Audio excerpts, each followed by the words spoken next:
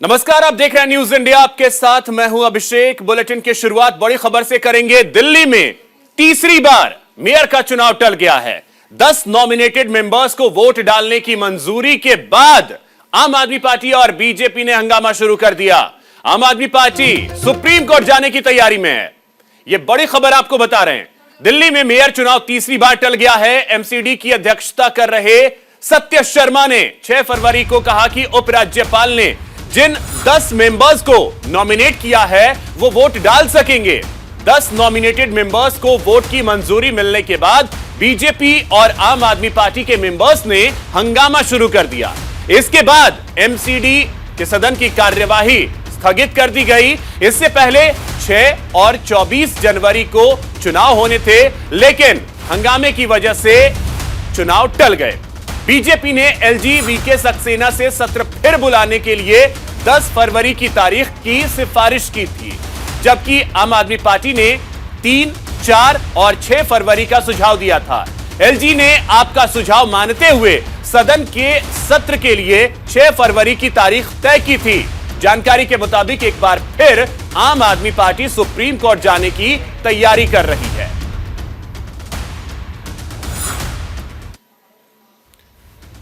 तो तीसरी बार दिल्ली मेयर का चुनाव टल गया और आपको बता दें कि 10 जो नॉमिनेटेड मेंबर्स हैं उनको वोट डालने की मंजूरी जैसे ही मिली, उसके बाद आपको बता दें कि कल हंगामा शुरू हो गया और हंगामे के कारण एक बार फिर से दिल्ली मेयर का चुनाव जो है वो टल गया। तो अब देखना अहम होगा कि कब दिल्ली को मेयर मिलता है।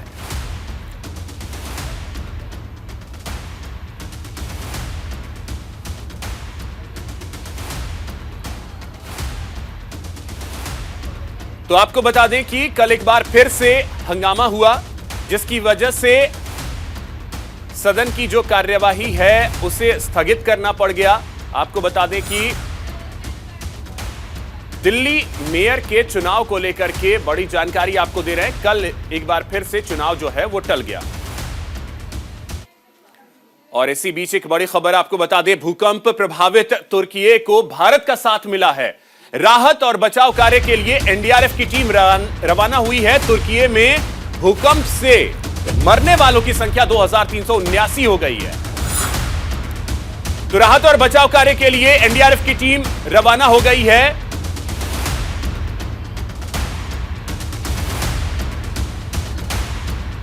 और आपको बता दें कि तुर्की में मरने वालों की संख्या 2379 हो गई है। 7 दिनों के लिए राष्ट्रीय शोक की घोषणा की गई है।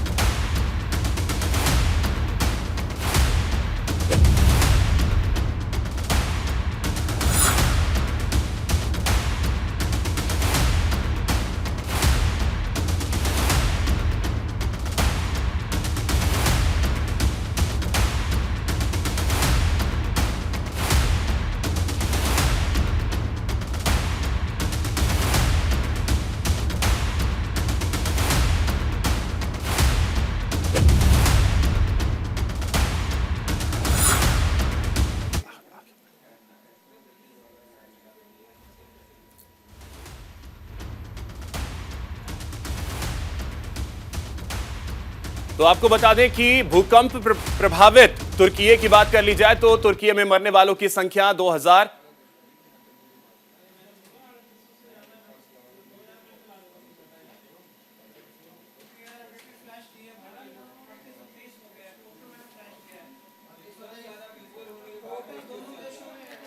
एक और बड़ी खबर आपको बता रहे हैं। आज आम आदमी पार्टी कार्यालय के बाहर बीजेपी हल्ला बोलने की तैयारी में है। बीजेपी आम आदमी पार्टी के दफ्तर के बाहर प्रदर्शन करेगी। यह बड़ी खबर आपको बता दें, मेयर चुनाव में हंगामे के खिलाफ यह प्रदर्शन होने वाला है। यह बड़ी खबर आपको बता रहे हैं। प्रदर्शन में दिल्ली बीजेपी वर्किंग प्रेसिडेंट शामिल होंगे। आपको बता दें कि वीरेंद्र सचदेवा के साथ कई सांसद और विधायक भी इस प्रदर्शन में शामिल होने वाले हैं। तो यह बड़ी जानकारी आपको दे रहे हैं। बीजेपी एक बार फिर से आम आदमी पार्टी दफ्तर के बाहर आज प्रदर्शन करने वाली है। कल जो मेयर चुनाव के दौरान तस्वीरें हमने देखी, उसी के विरोध में अब बीजेपी प्रदर्शन करने की तैयारी में है। तो एक तरफ आम आदमी पार्टी जो है वो रुख करने वाली है सुप्रीम कोर्ट का, दूसरी तरफ बीजेपी आज प्रदर्शन करेगी आम आदमी पार्टी दफ्तर के बाहर।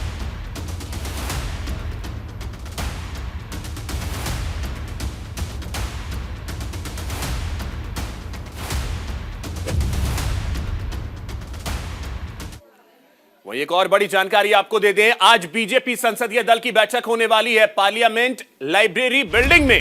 आज बीजेपी संसदीय दल की बैठक होगी। पीएम मोदी समेत कई नेता इसमें शामिल होंगे।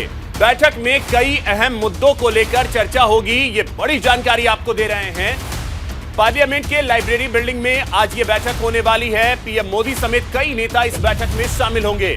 सदन के कामकाज के दौरान हर मंगलवार को संसद में होने वाली भारतीय जनता पार्टी की साप्ताहिक बैठक आज होने वाली है। इस बैठक में हाल ही में पारित केंद्रीय बजट 2023-24 सहित कई महत्वपूर्ण मुद्दों पर चर्चा होने की संभावना है। तो ये बड़ी खबर आपको बता रहे, प्रधानमंत्री नरेंद्र मोदी भी इस बैठक में शामिल हो सकते हैं, इसकी उम्मीद है। और आपको बता दें कि पीएम मोदी के बैठक को संबोधित करने के भी आसार है, वो संबोधित भी कर सकते हैं। बीजेपी सांसदों को संबोधित कर सकते हैं प्रधानमंत्री नरेंद्र मोदी।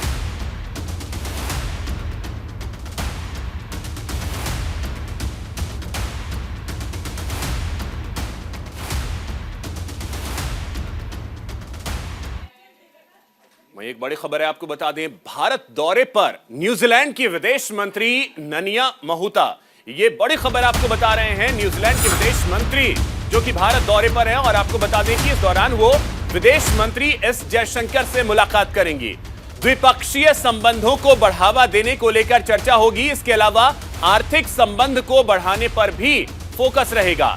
न्यूजीलैंड की विदेश मंत्री ननिया महूता आज से 4 दिवसीय भारत यात्रा पर आ रही हैं। अपनी यात्रा के दौरान ननिया महूता विदेश मंत्री एस जयशंकर से मुलाकात करेंगी। इससे पहले सोमवार को कनाडा की विदेश मंत्री मेलिना जॉली भारत यात्रा पर आई हैं।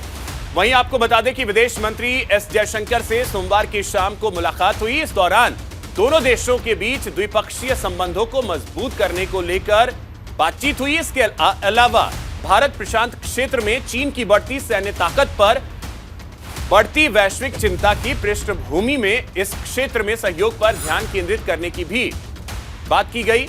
वहीं कनाडा ने नवंबर में भारत प्रशांत के लिए एक व्यापक रणनीति बनाई थी, जिसका उद्देश्य इस क्षेत्र में शांति, लचीलापन और सुरक्षा को बढ़ावा देना था। तो आपको बता दें कि पहले कनाडा की विदेश मंत्री से मुलाकात की एस जयशंकर ने, और अब न्यूजीलैंड की विदेश मंत्री भी भारत दौरे पर आज आ रहे हैं।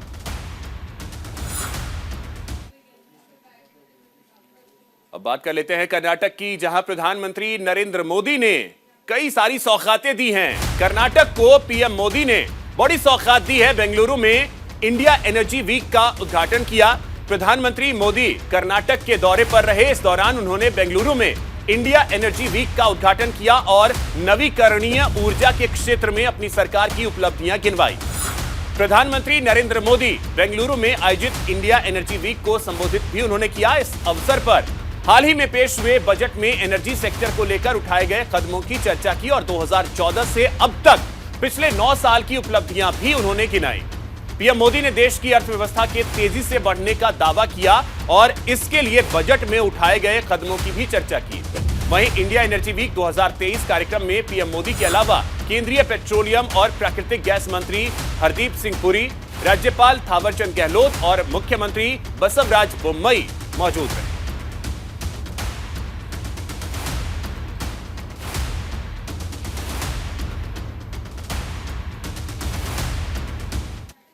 तो कर्नाटक दौरे पर रहे प्रधानमंत्री नरेंद्र मोदी ने कई सारी सौगातें दी हैं। कर्नाटक को हेलीकॉप्टर फैक्ट्री का पीएम मोदी ने उद्घाटन किया है। यह बड़ी खबर आपको बता रहे हैं, प्रधानमंत्री नरेंद्र मोदी ने हेलीकॉप्टर फैक्ट्री का उद्घाटन किया है। इसके साथ ही प्रधानमंत्री मोदी ने कर्नाटक को हेलीकॉप्टर फैक्ट्री की सौगात दी। पीएम मोदी ने कर्नाटक के तुमकुरु में हिंदुस्तान एरोनॉटिक्स लिमिटेड की हेलीकॉप्टर फैक्ट्री का उद्घाटन किया। इस दौरान उन्होंने लाइट यूटिलिटी हेलीकॉप्टर का अनावरण भी किया। इस मौके पर रक्षा मंत्री राजनाथ सिंह और राज्य के मुख्यमंत्री बसवराज बोम्मई मौजूद रहे। तो ये तस्वीरें हम आपको कल की दिखा रहे हैं, जब प्रधानमंत्री नरेंद्र मोदी ने कर्नाटक को एक बहुत बड़ी सौगात दी है हेलीकॉप्टर फैक्ट्री की। तो ये तस्वीरें आप देख सकते हैं, प्रधानमंत्री नरेंद्र मोदी और उनके साथ रक्षा मंत्री राजनाथ सिंह आपको तस्वीरों में नजर आएंगे।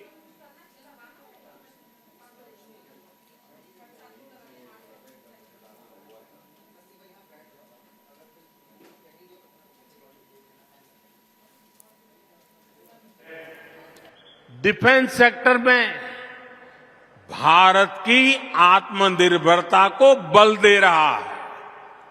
साथियों, आज यहां तुमकुरू इंडस्ट्रियल टाउनशिप के लिए भी काम शुरू हुआ है। फूड पार्क, हेलीकॉप्टर कारखाने के बाद तुमकुरू को मिला एक और बड़ा उपहार है। जो ये नया इंडस्ट्रियल टाउनशिप होगा, इससे तुमकुरू कर्नाटका के ही नहीं बल्कि भारत के एक बड़े औद्योगिक केंद्र के रूप में विकसित होगा।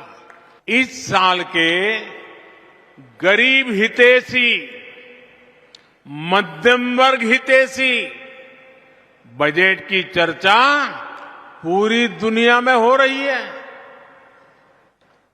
विकसित भारत के निर्माण के लिए सब जुड़े, सब जुटे, सबका प्रयास कैसे हो। आने वाले समय में यह भारत भूमि एक बार पुनः विश्व के लिए मैन्युफैक्चरिंग का, खासकर डिफेंस मैन्युफैक्चरिंग का यह केंद्र होगी, ऐसा मेरा पक्का विश्वास है। इसकी शुरुआत हो चुकी है और आज का यह समारोह इसका एक बड़ा प्रमाण है। आज माननीय प्रधानमंत्री जी द्वारा लाइट यूटिलिटी हेलीकॉप्टर की मैन्युफैक्चरिंग फैसिलिटी का उद्घाटन किया गया है। यह निश्चित ही साथियों, यह निश्चित ही रक्षा क्षेत्र के साथ साथ संपूर्ण राष्ट्र के लिए बड़े ही गौरव का विषय है। स्वयं प्रधानमंत्री जी के कर कमलों द्वारा इस फैसिलिटी का शिलान्यास और आपके ही कर कमलों के द्वारा इसका उद्घाटन देश में डिफेंस मैन्युफैक्चरिंग के प्रति आपके कमिटमेंट का एक बहुत बड़ा उदाहरण है। यह उद्घाटन रक्षा क्षेत्र की आत्मनिर्भरता की यात्रा में एक माइलस्टोन है।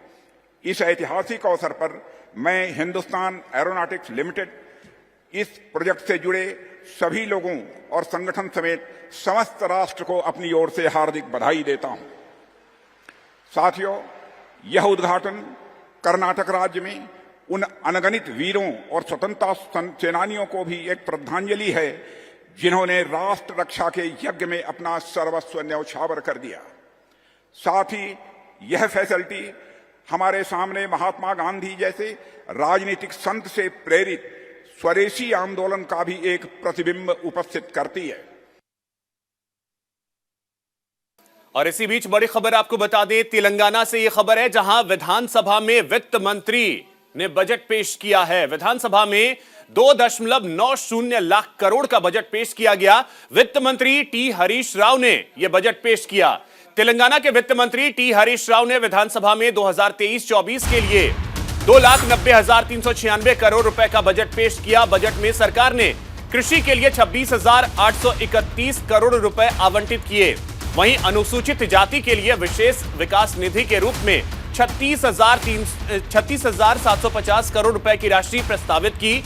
मुख्यमंत्री चंद्रशेखर राव की ओर से लाए गए दलित बंधु योजना के लिए 17,700 करोड़ रुपए आवंटित किए गए। इस योजना के तहत लाभुकों को अपना बिजनेस शुरू करने के लिए 10 लाख रुपए तक की आर्थिक मदद दी जाती है।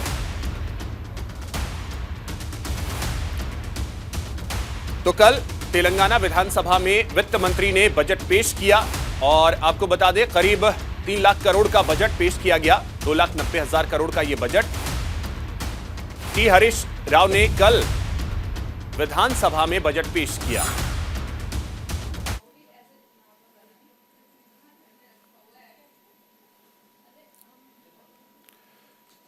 तो आपको बता दें कि साल 2023-24 के लिए बजट पेश किया गया। 2,90,000 करोड़ का यह बजट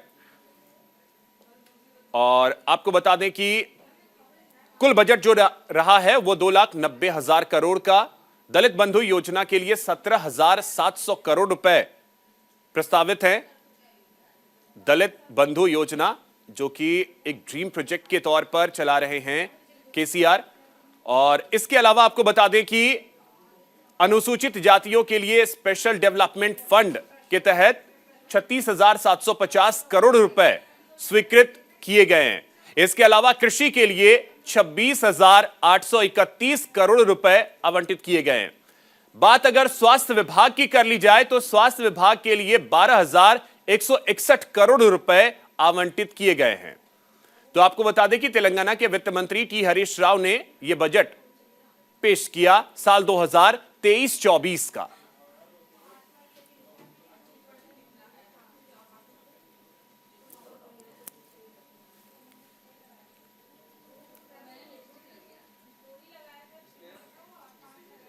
वहीं एक और बड़ी खबर आपको बता दें, थाई पूसम पर्व पर लोगों ने पूजा अर्चना की है। 50 से ज्यादा महिलाओं ने कांवड़ यात्रा निकाली है। माघी पूर्णिमा पर थाई पूसम पर्व मनाया जाता है। तमिलनाडु के रामेश्वरम में थाई पूसम का त्योहार बड़े ही हर्षोल्लास के साथ मनाया जाता है। इस अवसर पर स्कंद आश्रम हुडको में भगवान कार्तिकेय की पूजा की गई, जिसके बाद करीब 50 से ज्यादा महिलाओं ने सिर पर कलश लेकर कांवड़ यात्रा निकाली। कलश में अभिषेक की सामग्री दूध, दही, चंदन आदि रखा गया, जिससे भगवान गणेश का विशेष तौर पर अभिषेक किया गया।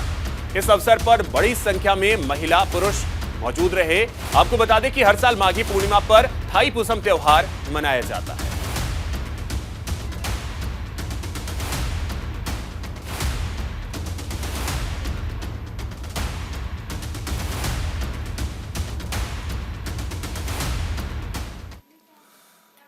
केसीआर के आरोप पर बीजेपी ने पलटवार किया है। जी किशन रेड्डी ने केसीआर पर निशाना साधा है। केसीआर पर झूठ बोलने का आरोप लगाया है। आम चुनाव से पहले केसीआर तेलंगाना से बाहर पार्टी का विस्तार करने में जुटे हैं। इसी बीच महाराष्ट्र के नांदेड़ में केसीआर ने भारत राष्ट्र समिति के बैनर तले रैली की और बीजेपी पर जमकर हमला बोला। अब उनके आरोपों का जवाब केंद्रीय मंत्री जी किशन रेड्डी ने दिया। उन्होंने कहा कि केसीआर झूठ बोलते हैं। केसीआर और झूठ साथ साथ चलते हैं। तेलंगाना की जनता जागरूक हो गई है। तेलंगाना की जनता उनको सुनने को तैयार नहीं है, इसलिए वो महाराष्ट्र, कर्नाटक और बिहार जाना चाहते हैं। तो ये बड़ी खबर आपको बता रहे हैं। तेलंगाना के मुख्यमंत्री केसीआर पर जोरदार पलटवार किया है जी किशन रेड्डी ने, और उन्होंने कहा है कि चंद्रशेखर राव जो हैं वो झूठ बोलते हैं। यार झूठ बोलते हैं, उनका झूठ बोलने का कोई जवाब देने का जरूरत नहीं है। झूठ केसीआर साथ साथ चलते हैं। उनका परिवार हो, केसीआर हो, झूठ बोलने का आदत है। झूठ बोलने से वो पार्टी चलाते हैं, झूठ के द्वारा सरकार चलाते हैं, झूठ के द्वारा बीआरएस चलाने के लिए प्रयास करें। मगर मैं यही आपको लोगों को बताना चाहता हूँ, तेलंगाना जनता जागरूक हो गए। केसीआर से, केसीआर परिवार से तबाह हो गया। आने वाले दिन में केसीआर को जो प्राइवेटाइजेशन कर रहे वो सब मालूम हो जाएगा। जनता अभी तेलंगाना जनता उनको सुनने को तैयार नहीं, इसलिए वो महाराष्ट्र जाना चाहते हैं, इसलिए वो कर्नाटक जाना चाहते हैं, इसलिए वो बिहार जाना चाहते हैं, इसलिए वो अलग अलग प्रांतों को जाना चाहते हैं। वो अभी खुद लोग बोलना चाहिए। देश का नेता खुद बोलते हैं, खुद का पोस्टर में खुद का लिख लेते हैं, मैं देश का नेता हूँ, मैं देश का नेता हूँ। देश का नेता खुद बोलने से नहीं, आम जनता बोलना पड़ेगा, समाज बोलना पड़ेगा, जब भी नेता बनेगा आप। केसीआर झूठ बोलते हैं। तो आपको बता दें कि जोरदार पलटवार किया है जी किशन रेड्डी ने। और इसी बीच एक और बड़ी खबर आपको बता दें, विवादों के घेरे में गौतम अडानी मसले पर सियासी हंगामा जारी है। आपको बता दें कि कविता ने जांच की मांग की है। देश के जाने माने उद्योगपति गौतम अडानी इन दिनों काफी चर्चा में है। हिंडनबर्ग की रिपोर्ट आने के बाद से गौतम अडानी विवादों के घेरे में है। इस मामले को लेकर कांग्रेस ने सरकार को घेरा। वहीं बीआरएस एमएलसी के कविता ने भी अडानी मामले को लेकर सरकार की आलोचना की है। कविता ने इस मामले को लेकर जांच की मांग की है।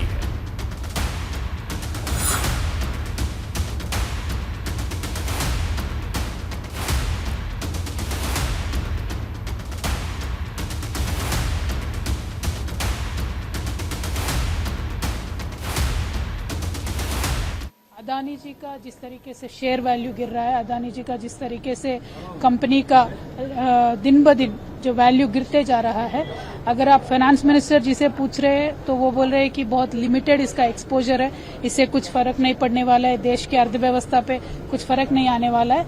लेकिन हर जगह आप देखिए, SBI या तो जिसने LIC ने जितने शेयर्स इसमें इन्वेस्ट किया है, इससे देखेंगे तो आप किसी आदमी का, किसी कंपनी का जनवरी 23 से लेके अब तक आधा से ज्यादा वैल्यू गिर जाता है, तो इसका मतलब है कुछ न कुछ तो गलती है, कुछ न कुछ तो इसमें प्रोब करना चाहिए। शेयर वैल्यू अदानी जी का जनवरी 23 में 3,600 रुपीज के आसपास था, 3,436 था। आज के डेट फरवरी 6 पे उनका शेयर वैल्यू 1,483 रुपीज को गिर गया है। इस पे जरूर प्रोब होना चाहिए।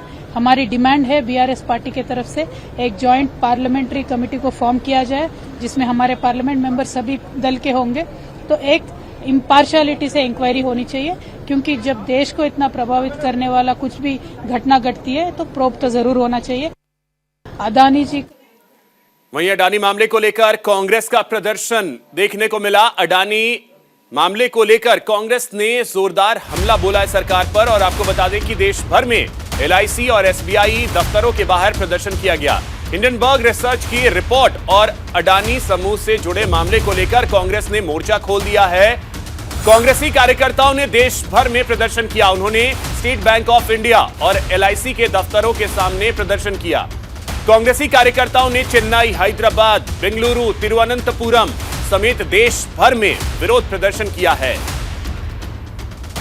तो आपको बता दें कि अडानी के मामले को लेकर अब पूरी तरीके से कांग्रेस जो है वो हमलावर है, और इसी की वजह से आपको बता दें कि कांग्रेसी कार्यकर्ता जो हैं उन्होंने प्रदर्शन किया LIC ऑफिस के बाहर और SBI दफ्तरों के बाहर प्रदर्शन करते नजर आए कांग्रेसी कार्यकर्ता।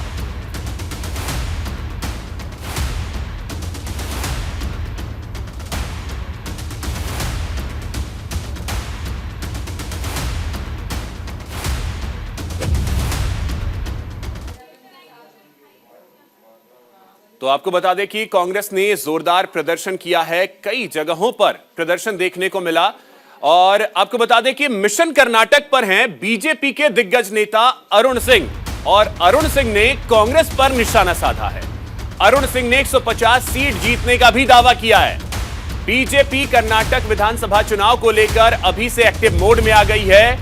आपको बता दें कि कर्नाटक को लेकर दावा किया है अरुण सिंह ने कि 150 सीट जीतेंगे हम।